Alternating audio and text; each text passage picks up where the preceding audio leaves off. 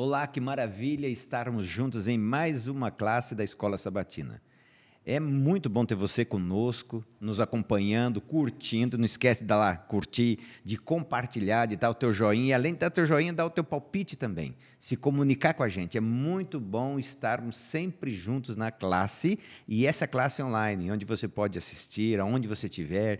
Você pode compartilhar com seus amigos. Sabe, a gente pode juntos interagir.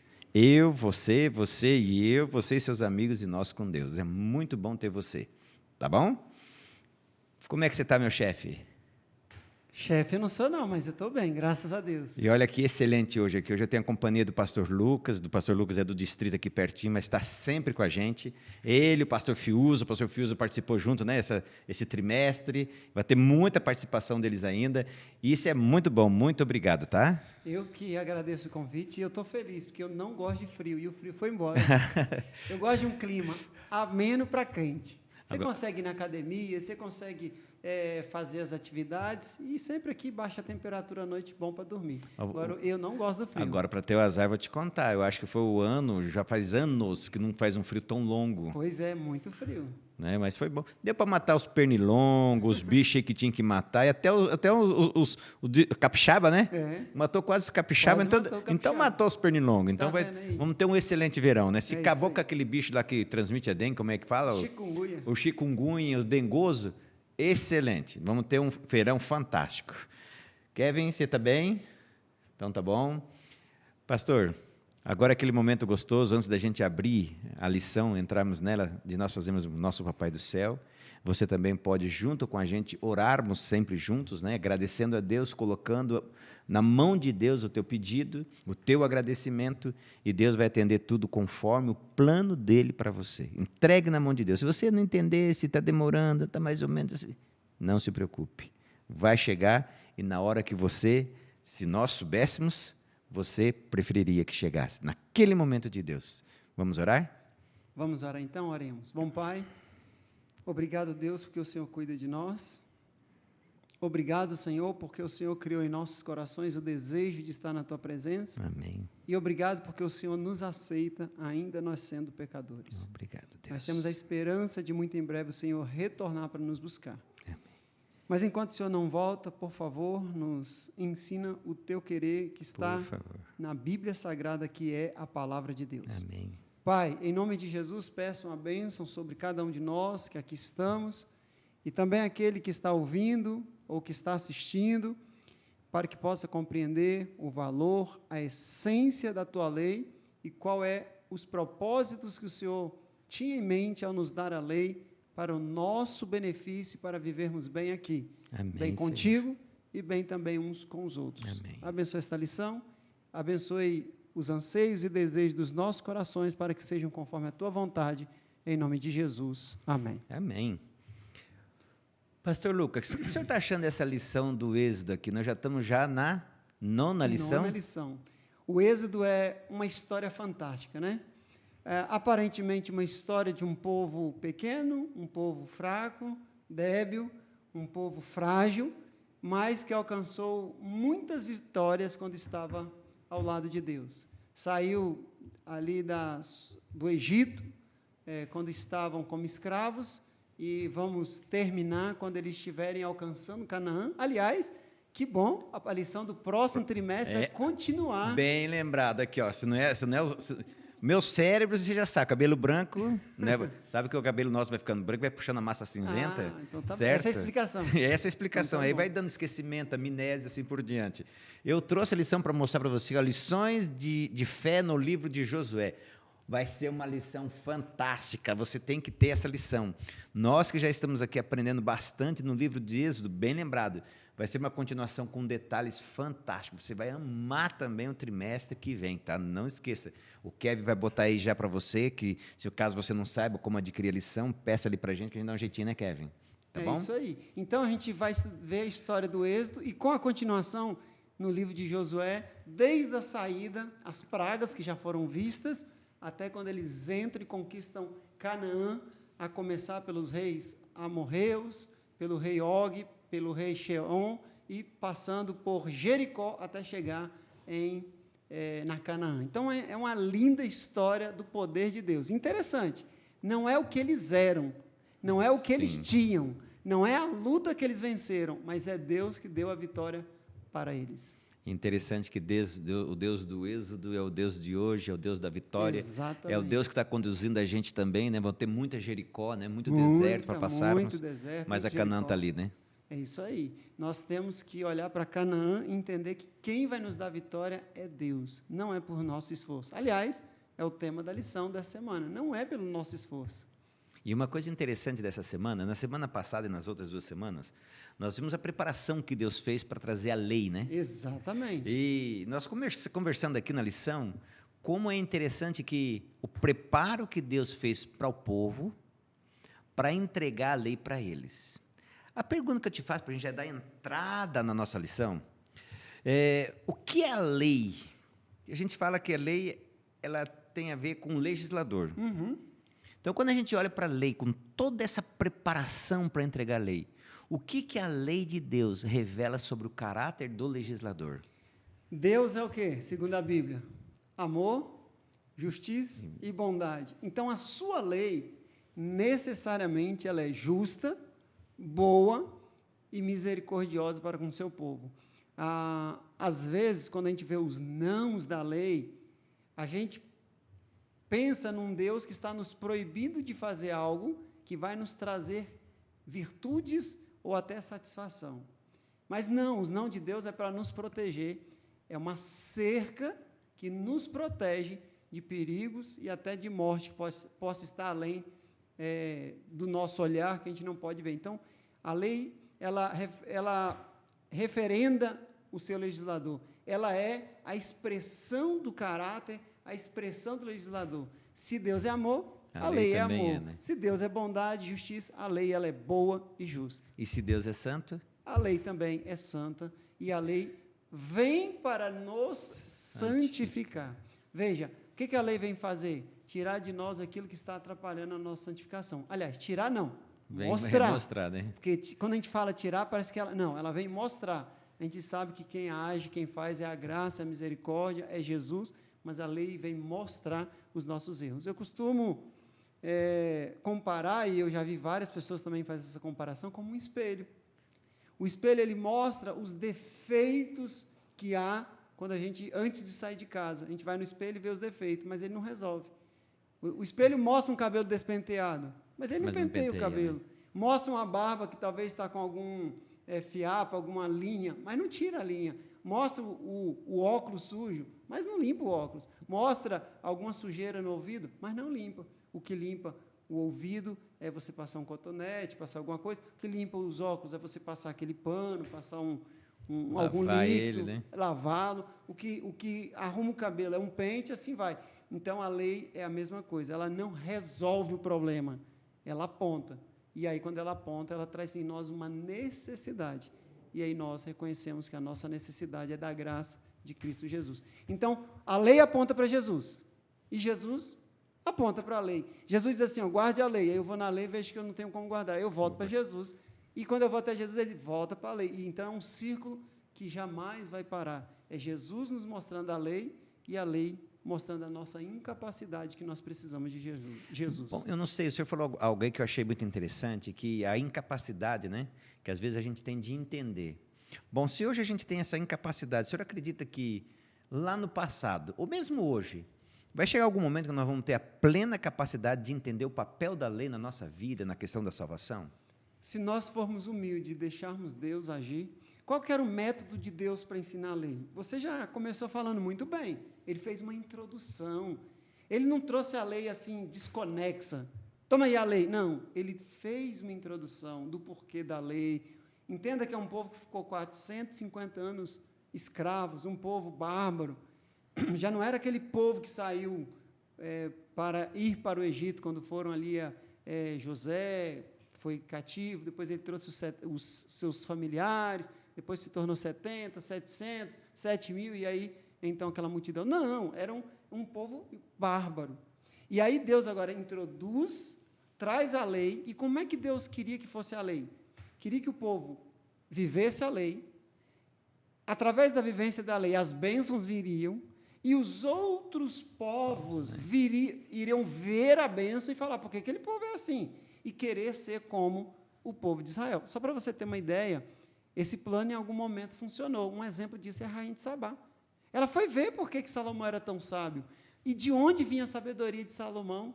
E a ideia era essa, por que esse povo é sábio? Por que esse povo é vitorioso? Por que esse povo é abençoado? E aí eles abririam a palavra de Deus. E qual era o método de Deus? Teriam juízes, sacerdotes e os pais. Os juízes seriam os guardiões da lei. Os sacerdotes seriam aqueles que ensinariam as leis em público.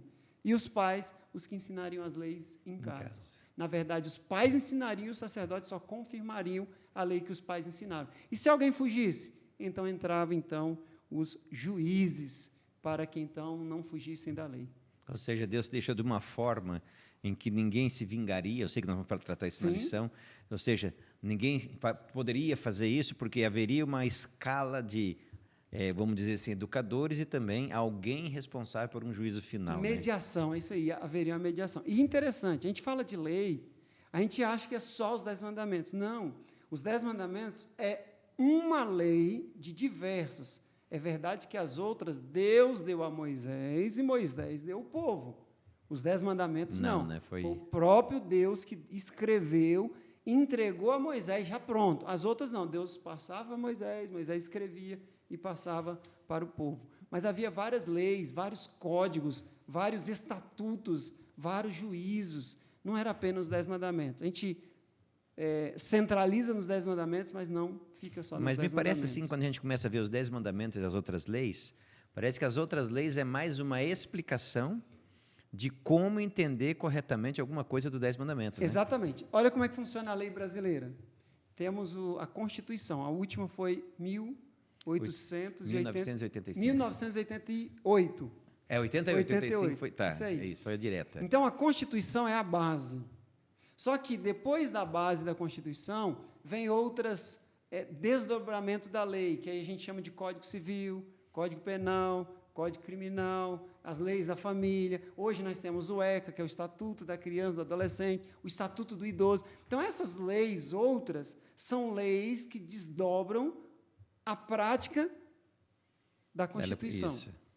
Bom, na época do povo de Israel também era. Os 10 mandamentos, ela seria como se fosse a Constituição.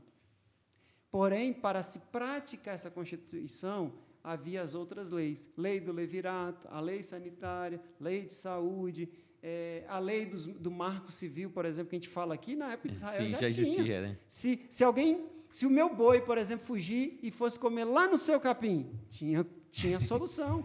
Se, por acaso, você me emprestasse uma junta de bois e alguém roubasse, e aí, eu tinha que te devolver? Não tinha que devolver? Você podia me cobrar? Não podia cobrar? Até uma palavra que hoje a gente tem como pejorativa, escravo, na época também tinha como tratar, só que na época, veja, havia 2 tipos de funcionário.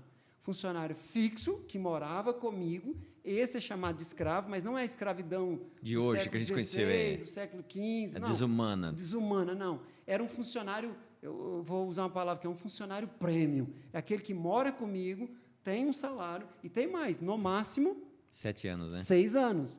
O sétimo já era liberdade. Já certo. E existia o funcionário que não era o prêmio, que era aquele diarista, vamos assim dizer, que vinha, fazia o serviço, recebia e voltava para casa.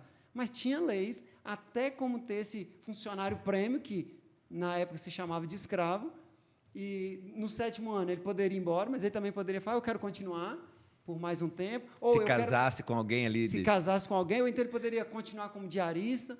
Então, tinha regras, tinha leis, e tudo isso era para a aplicação dos 10 mandamentos. Por quê? O que são os 10 mandamentos? 4 mandamentos. Amor a Deus acima de todas as coisas. E os outros 6? Amor ao próximo como a si mesmo. Então, 6 é horizontal e 4 vertical. Essas outras leis era a prática do amor horizontal e do amor também vertical. Então, já vou entrar ali, já que o senhor pegou a questão do amor de Deus, de humano para Deus e de humano para humano. Sim. Eu já vou entrar para uma pergunta seguinte.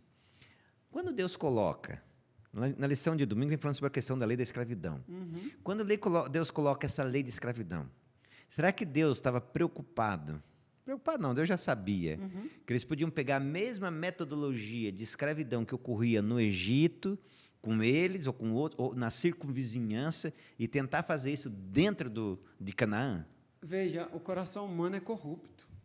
É tanto que dizem que, como diz assim, hoje a pessoa que foi subjugada, amanhã pode ser o subjugador, É né? isso aí. Todo perseguido tende a ser perseguidor.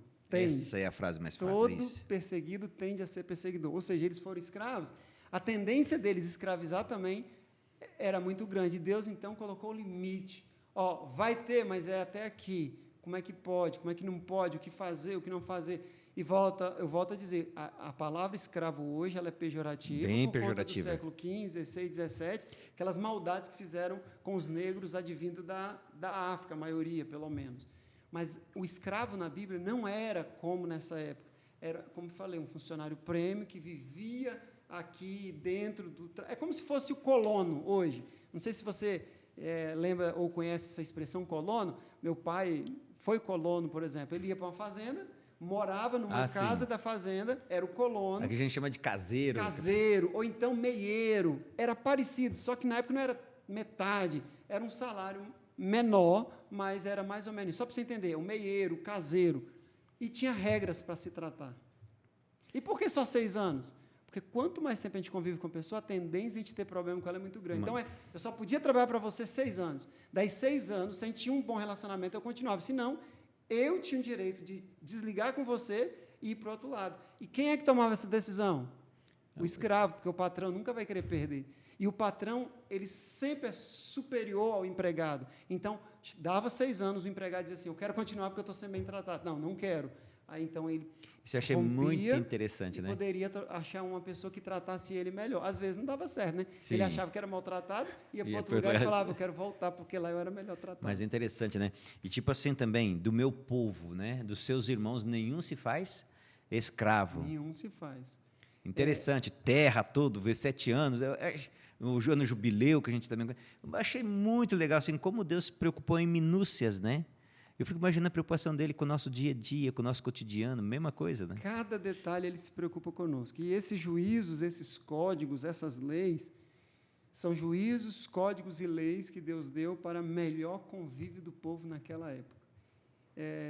Até algumas que parecem duras, a gente pode até já entrar, não sei. Pode não, vai indo. Que seria a lei do talião, né? Ou mais leis, uma das leis, a lei italiana, parece que ela é cruel, olho por olho, dente por dente. Mas entenda, hoje a criminalidade está muito alta. Isso, a mesma coisa que eu pensei, se tivesse a mesma lei hoje, eu duvido. Exatamente, veja, imagina assim, ó, se eu pegar algo de alguém, eu vou ter que ressarcir 4 vezes mais. Se eu machucar alguém, alguém da minha família vai ser machucado. A lei do olho por olho, dente por dente é assim, o que você fizer... Você paga igual. Vai pagar. Ou, em algumas circunstâncias, 4 vezes mais. A pessoa pensava 2 vezes, mas hoje, o país da impunidade, hoje se faz, parece... Veja, você compra um carro, você paga em dia. Vamos supor que lá na 10ª você tem algum problema, você vai conversar com o banco não quer saber.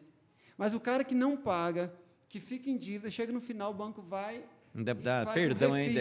Faz um refis, que seria um refinanciamento, ou faz uma renegociação. 50% de desconto. Exatamente. O nosso país parece que privilegia os bandidos, os criminosos e os que não cumprem a palavra. Tem situação que a pessoa realmente não consegue pagar, Sim. né? É até bom que façam refis. Sim. Isso é excelente. Agora, tem situação que é malandragem, né? Malandragem, exatamente. Então, parece que o bom, ele é prejudicado, e o ruim, ele é beneficiado. Agora, olho por olho, dente por dente, não. É assim, você fez, vai pagar.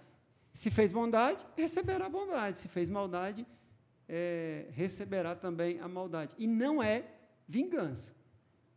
Essa lei, ela é para... E eram juízes que davam sentença. Exatamente. Né? Tanto que Jesus, lá na frente, vai fazer uma reinterpretação da lei, aquele que deu a lei, e ele coloca a vírgula no lugar certo, porque o povo, infelizmente... ele vai se pervertendo no caminho, né? Agora, interessante, né? Ver a lei, assim, no caso de você humilhar alguém, né?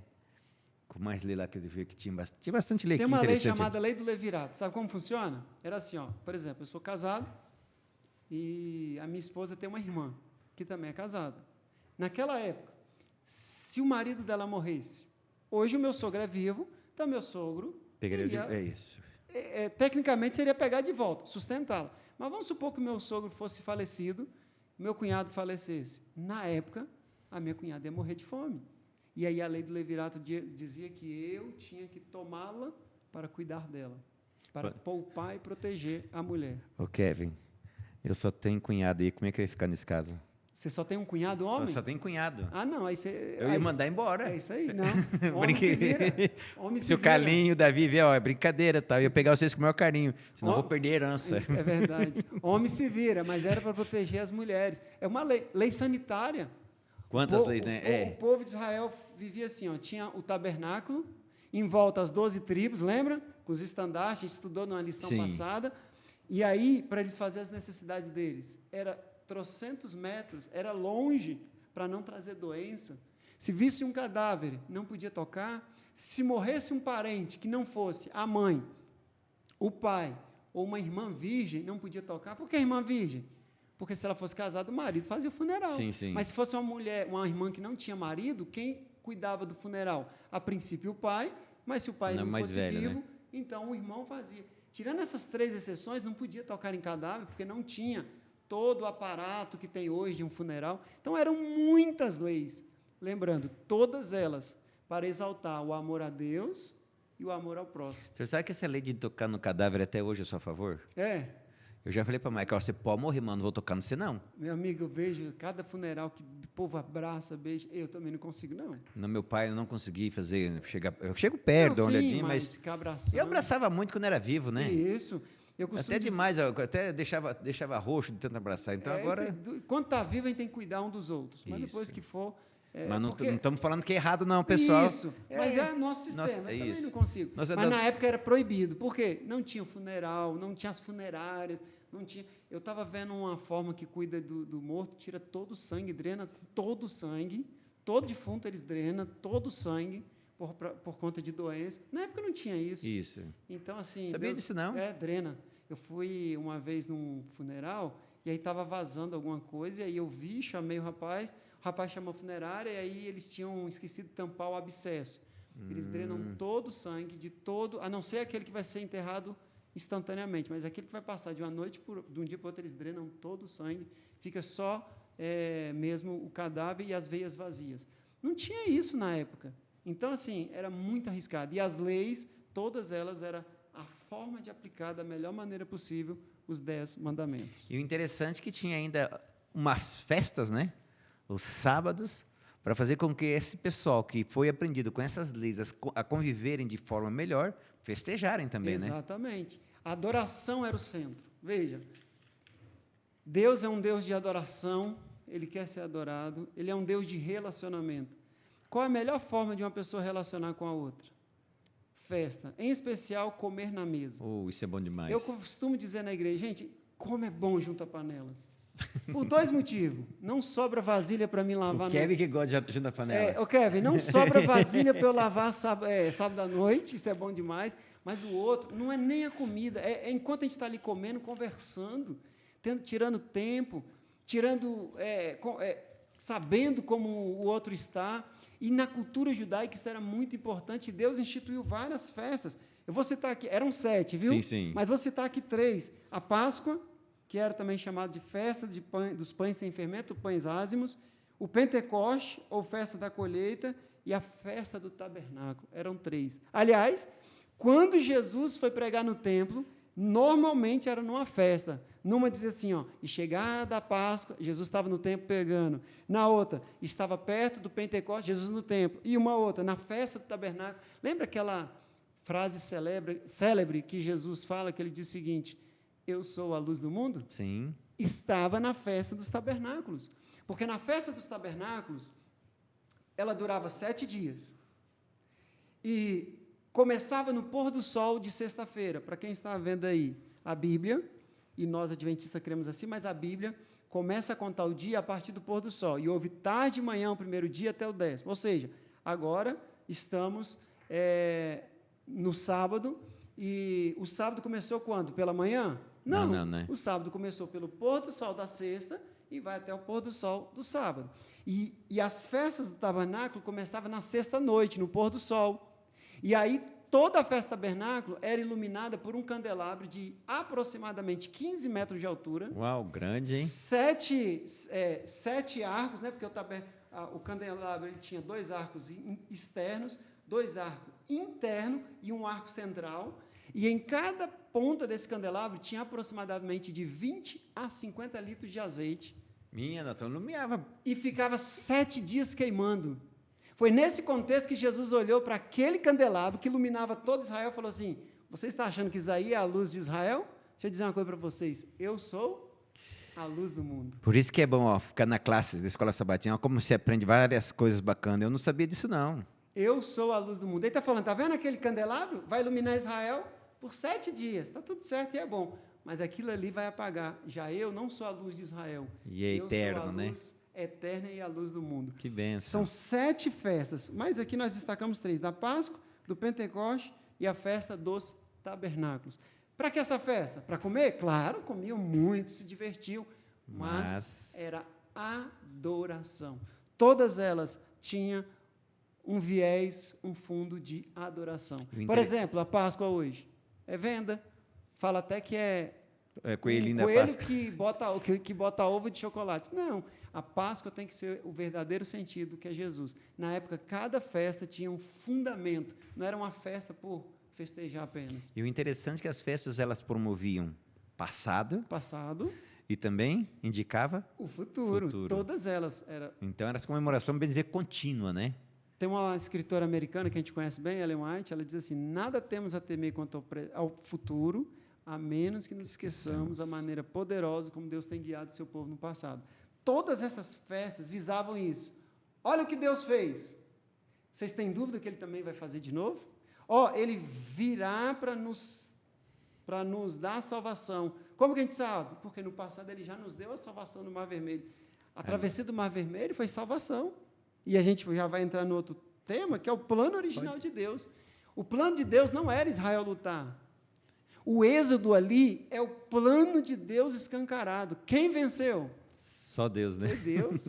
A única vez que fizeram sozinho foi aquela uma que José falou e perdeu para uma tribuinha pequenininha de nada. Exatamente. A única vez que tentaram fazer sozinho, deu errado, né? Como diz lá no Espírito Santo, deu ruim. Deu ruim? Deu ruim, Lá tem essa expressão, deu ruim. Deus queria que o povo fosse pela fé, mas não era para o povo lutar. Quem ia lutar? Deus, era né? Ele. Na frente o mar, atrás o exército. Qual a chance desse povo vencer? Nenhuma. 0 ao decúbito. 0 à milésima potência. Agora, com Deus, eles são mais que vitoriosos. O texto diz assim, que eles marcharam, a nuvem foi para trás, a coluna foi para trás, para que eles passassem. Tá. Olha aí. Aí, quando eles terminaram de passar, a nuvem sumiu, a coluna sumiu e fechou o Mar Vermelho e o povo do Egito morreu afogado. Tá. Nuvem subiu, papapá, legal. Agora me explica uma coisa. Isso foi lá no mar. Na travessia, depois que atravessaram, estavam no deserto, Deus falou assim que eles iam caminhar e teria lutas. Mas ele está falando que havia um anjo do Senhor que iria na frente e ia batalhar por eles. Quem é esse anjo do Senhor? O que esse anjo do Senhor ia fazer? Veja, quando a Bíblia não der o nome do anjo do Senhor, nós, como adventistas, interpretando como sendo Jesus. Por exemplo, quem é que falou para a esposa de Manoá que ela ficaria grávida? A Bíblia diz o anjo do Senhor. E nós identificando como Jesus. Quem foi que... Para Gideão também foi o anjo do Senhor? Quem foi que falou para Gideão? Não, como que Gideão fez o processo de desafio? Hoje tem que ficar seco. Não, hoje tem que ficar molhado. Lá fala, o anjo do Senhor também é Jesus. E nós identificamos o anjo do Senhor, quando não há o nome, ou quando ele não se identifica, como sendo Jesus. Então, Jesus que era o guerreiro? É o guerreiro, ele era, ele é e sempre será. Ele é o defensor do povo de Deus, como diz Apocalipse, e como diz Daniel capítulo 12. Levantou-se Miguel, o defensor do povo de Deus. Sempre é Jesus. E é ele que vai lutar. Maravilha. É ele que vai lutar. Você quer um detalhe?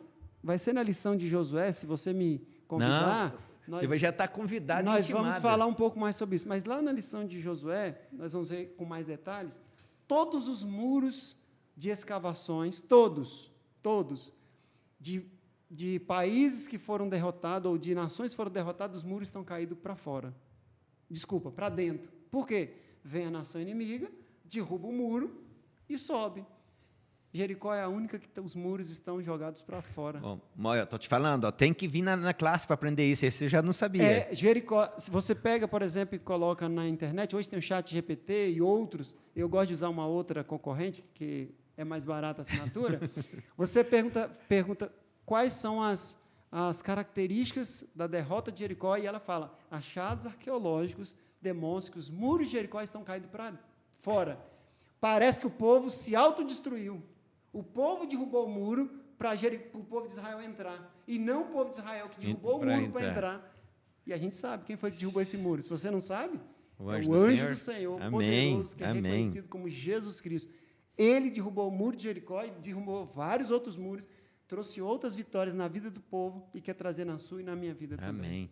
E assim, interessante que a lição fala, né, que teve hora que ele foi lá e feito com a mão dele derrubou.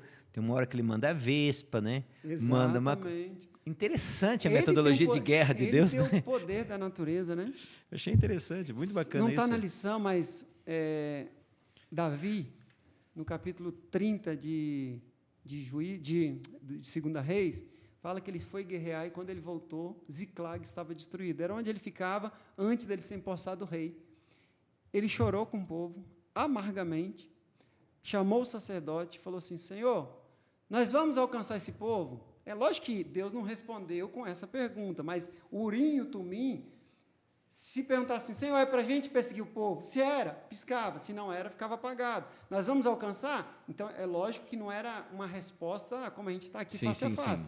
Mas Davi perguntou, nós vamos alcançar? Nós vamos resgatar? É para a gente ir? E o Urim e Tumim do sacerdote piscou em todas as respostas, dizendo sim. E aí Davi, diz a Bíblia, reanimou no Senhor e foi. Sabe quantos dias eles estavam já na frente de Davi? 4 dias. Qual é a perspectiva humana de dizer que um exército vai alcançar o outro com 4 dias de diferença? Zero. Se não tiver aquele avião dos Estados Unidos, não chega lá não. Eu não sei o que Deus fez.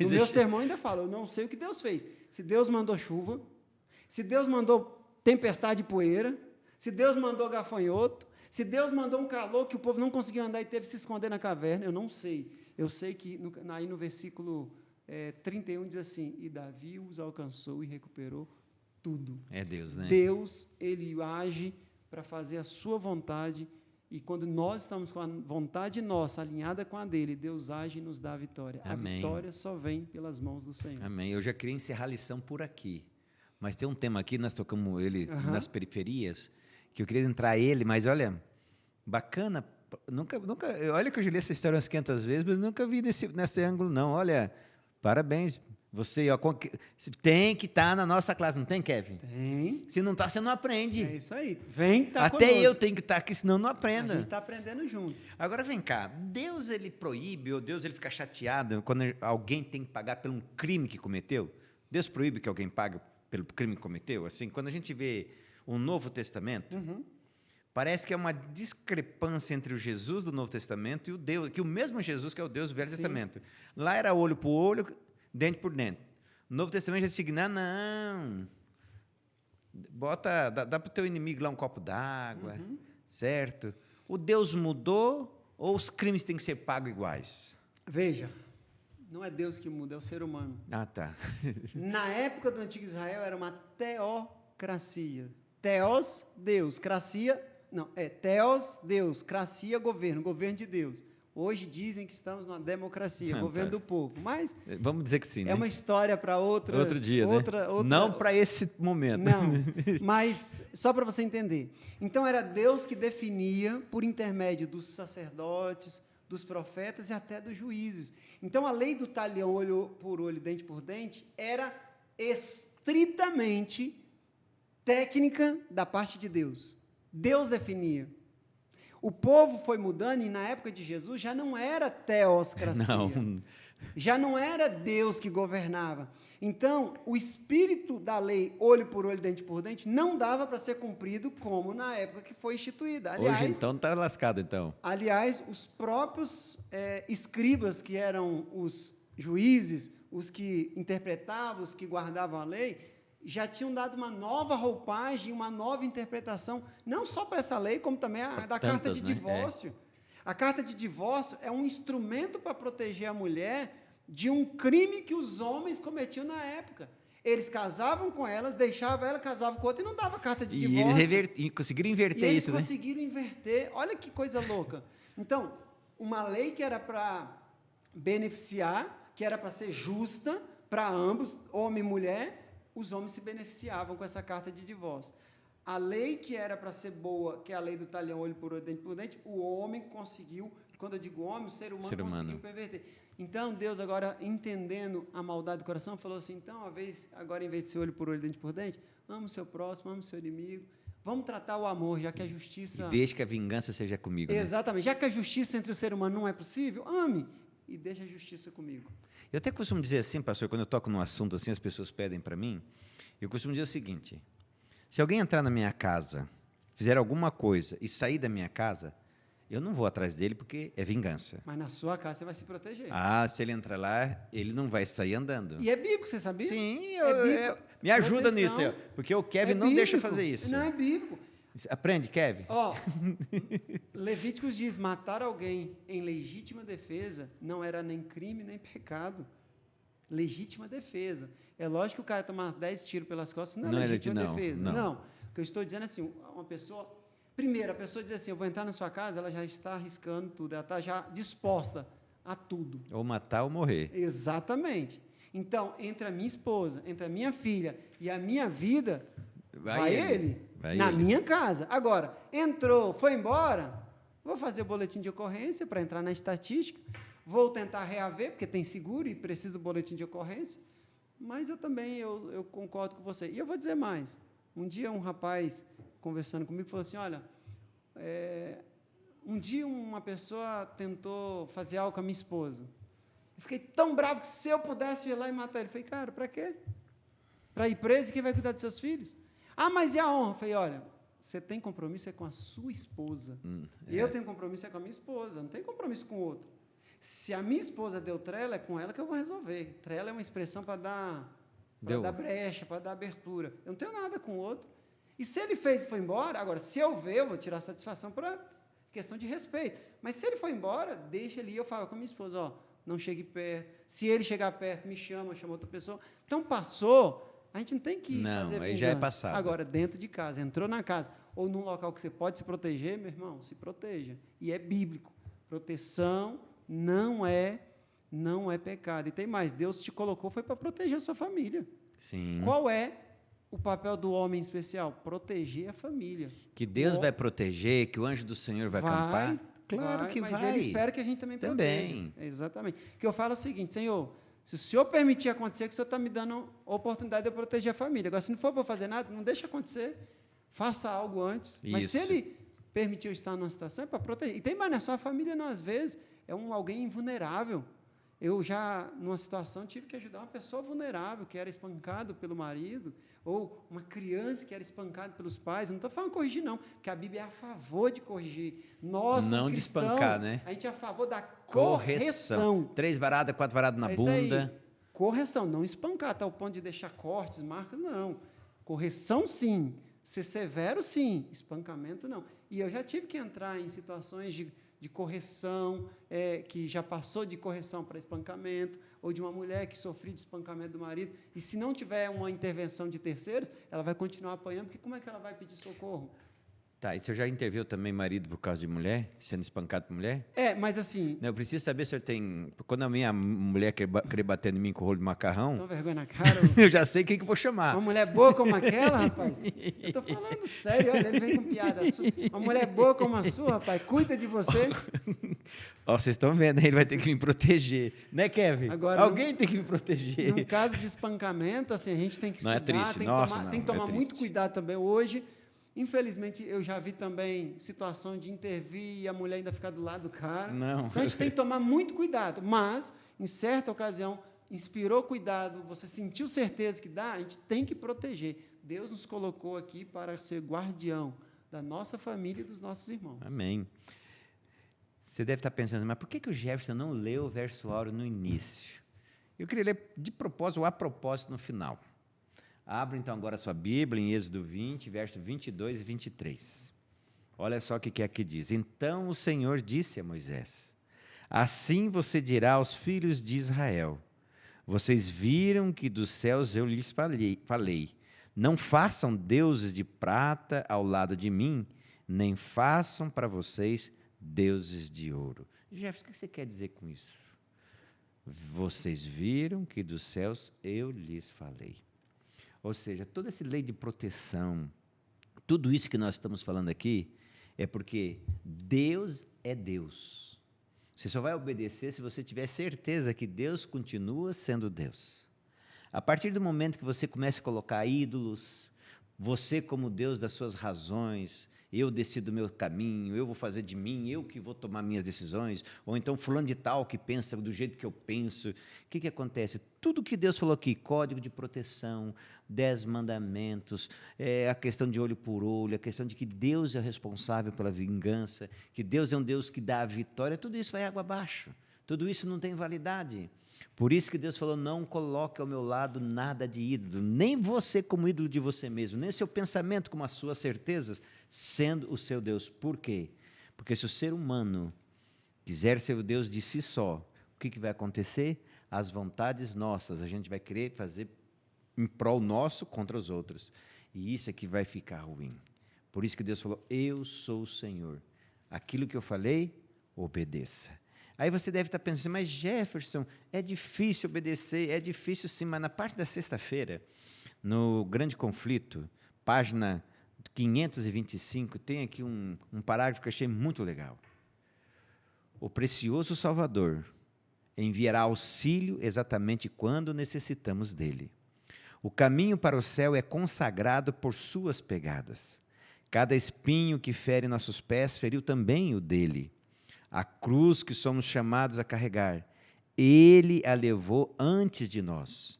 O Senhor permite que venham conflitos a fim de prepararem nosso coração para a paz.